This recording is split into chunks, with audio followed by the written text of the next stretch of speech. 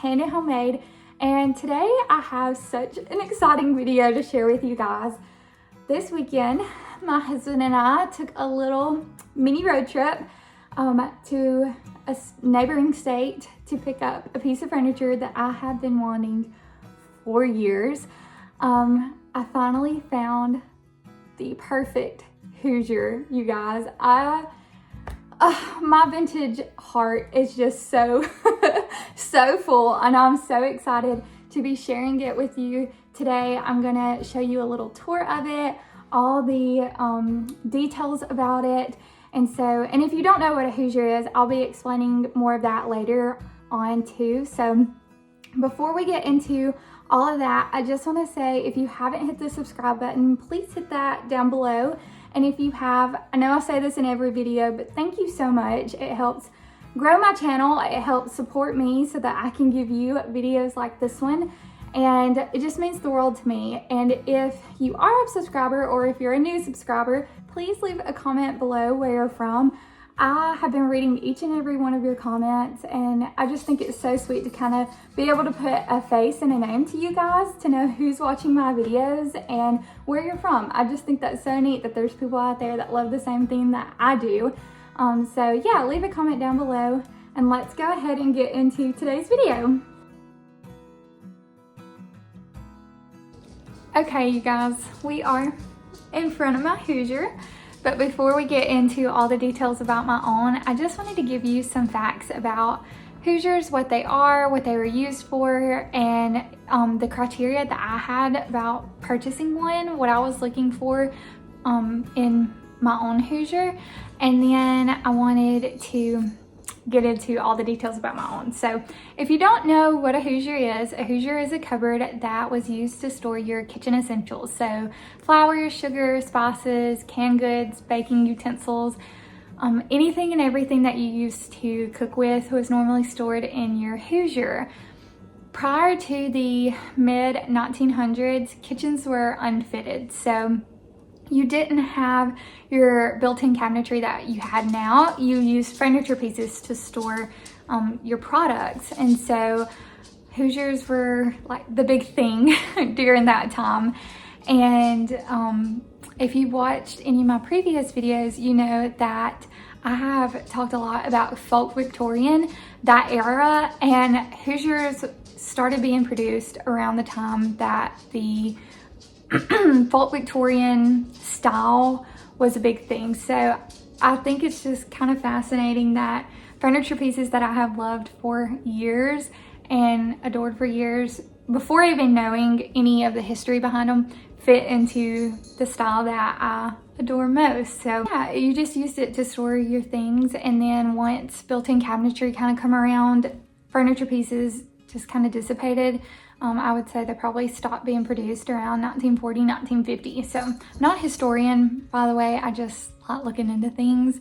So my dates might be a little off. It's just based off the research that I've done. So as far as the criteria that I had for my own Hoosier is, I was not willing to spend a ton of money on my Hoosier. They can be so pricey.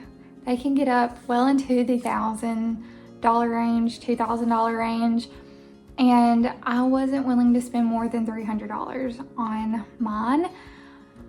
Another thing that I was looking for is I really wanted it to be the original wood. I did not want it to be painted.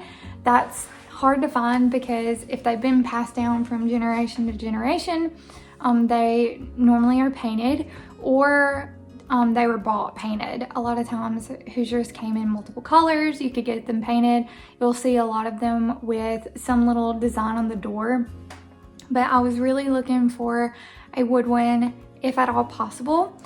And then I was also looking for one that had the original flour sifter and the tambour. So I have mine taken off right now because I have to restore it. It is falling apart, but the bread box store, essentially, that normally goes here, it's really hard to find a Hoosier that still has that intact. A lot of people took them out so that they could style them as shelves, or they'll install a shelf there. But I really wanted that original door to have it if I ever wanted to roll it down or leave it up. So that was all the criteria that I had, and it's been a journey. I've been looking for years at this point and just waiting to come across the perfect one. And I found a lot that I loved, but the bottom half was the possum belly style Hoosier. I'll insert a picture so that you can kind of tell what I'm talking about.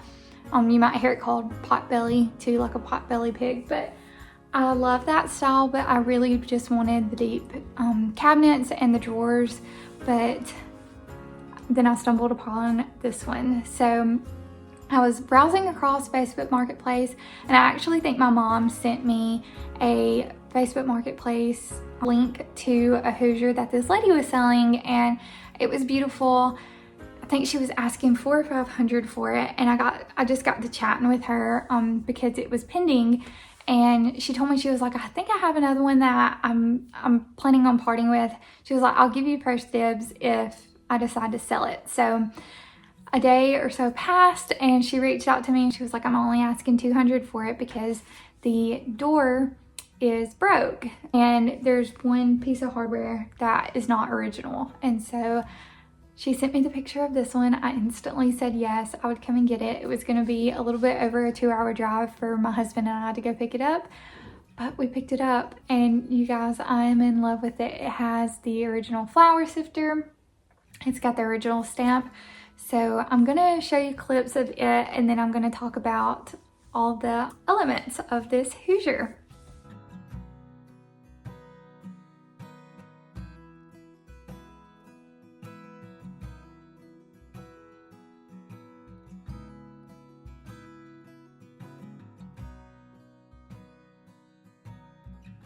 All right, you guys, here she is. We've got some sunlight streaming in, so hopefully it won't make the lighting look too weird, but we'll start up here. The butterfly hinges, the screws, and even the latches, these are all original. This piece has never been painted, which is so exciting. And then it has the original flour sifter, so you can, I don't know if I can do this with one hand. You can pull this out. Let's see. There we go. You can pull this out,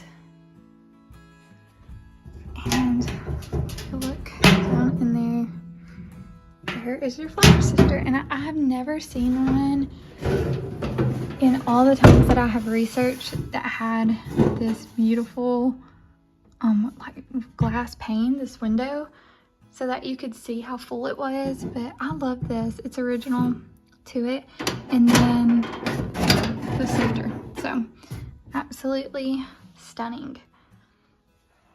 And then over here we have the upper cabinet with, once again, original latch and hinges. And then when you open it, I've put some of the canned goods that my mom gave me in here. But you have a shelf which will hold a lot of my canned goods. I plan on putting my canning stuff in this. I think that would be really nice, some of my canning and baking things.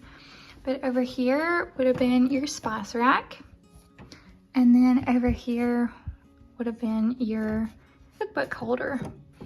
And both of those are original. Then as far as the maker, it was made by the Tillman brothers. I've done a lot of research on it, and so had the woman who owned it prior to me, and she told me that she thought 1900 or 1901 was when this was made. I'm really excited about having the original maker's mark on there. I think that's really neat and gives it a lot of character. Then this is where the door will go, and you can see the tracks on the inside. So once I restore the door, we'll put those back on the tracks. And then I just have some of my vintage Falstaff placed in here, and then some flowers. in my harvest time container. I recently thrifted that. I'll add my thrift haul up above, and then a doily that my great grandmother made. And then onto the lower half, I'm not sure. And now there was a woman who was the previous owner. She wasn't sure if this was the original tabletop. Some of the older Hoosiers had wood tops before they started producing them with enamel. So I think this is not original. I think that it was probably enamel prior to, and somebody either took it out and changed it out if the enamel was damaged, or not quite sure. But I could easily get an enamel top, but honestly right now I'm just loving the full wood look, especially on this just creamy color wall that I have. I just think it makes it pop. It's beautiful. And so I have 2 drawers here, and then this one's really neat. It has a custom separator, and then I have the original cutting board, butcher block. I think that is so neat. These handles are original as well. They just have been, I think it has some stain on it. I may try to match them out, but those 3 are original. And then this bottom one is actually possum belly. So that's where they would have stored potatoes.